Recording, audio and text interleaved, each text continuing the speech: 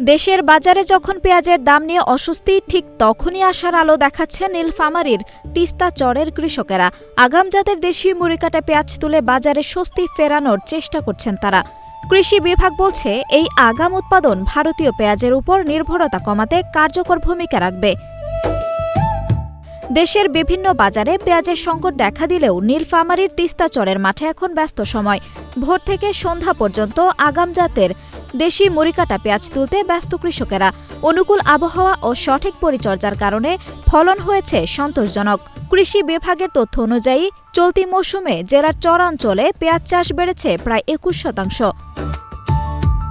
আগাম পেঁয়াজ বাজারে আসায় স্থানীয় চাহিদা মেটানোর পাশাপাশি দামও কিছুটা স্থিতিশীল থাকার আশা করছেন সংশ্লিষ্টরা। কৃষকদের ভাষ্য, বর্তমান বাজার দর ঠিক থাকলে বিঘা প্রতি 20 থেকে 25 হাজার টাকা পর্যন্ত লাভ হতে পারে। তাদের দাবি, এ সময় ভারতীয় পেঁয়াজ আমদানি সাময়িকভাবে বন্ধ রাখা হলে দেশি কৃষক ন্যায্য মূল্য পাবেন। যদি আল্লাহ রহমত করে তাহলে ভালো হবে আর কি। আমরা পেঁয়াজ গাছি 15 শতক 3.5 মণ পেঁয়াজ গাছি আর কি। ভারতীয় পেঁয়াজ আসলে আমাদের লস হবে আর কি। আমি প্রতি বছরই পেঁয়াজ লাগাই, আর পেঁয়াজ লাগাইতে গেলে প্রতি বছর 1 বিঘা জমিতে আমার খরচ হয় প্রায় 35 থেকে 40 হাজার টাকা। সরকারের কাছে আশাবাদী যে বাইরে থেকে যে পেঁয়াজগুলো নিয়ে আসা হয় সেটা যেন না নিয়ে আসা হয়। পেঁয়াজ আমরা লাগাইছি সেটা যেন ন্যায্য দাম পাই। এবার আমরা পেঁয়াজে একটু লাভ দেখা যাচ্ছে। ভারত থেকে যদি পেঁয়াজটা সরকার না নেয় তাহলে আমরা কৃষক একটু লাভবান হব। পেঁয়াজের জন্য যে আমাদের লক্ষ্যমাত্রা ছিল, এর ক্ষেত্রে আমাদের গ্রীষ্মকালীন পেঁয়াজ অনেকটা সহায়তা করেছে।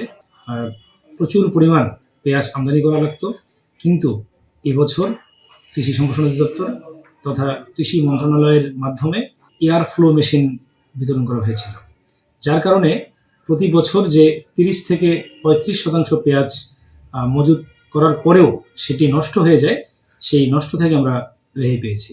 আগাম দেশি পেঁয়াজের এই উৎপাদন শুধু কৃষকের মুখে হাসি ফেরাচ্ছে না, বরং আমদানি নির্ভরতা কমিয়ে দেশের বাজার ব্যবস্থাপনাতেও গুরুত্বপূর্ণ ভূমিকা রাখছে।